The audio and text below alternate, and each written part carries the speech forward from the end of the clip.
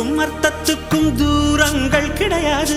சொல்லாத காதல் எல்லாம் சொர்க்கத்தில் சேராது. எண்ணிக்கை தீர்ந்தாலும் முத்தங்கள் தீராது.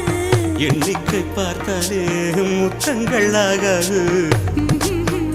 அனுபவமோ என் வீட்டு தோட்டத்தில்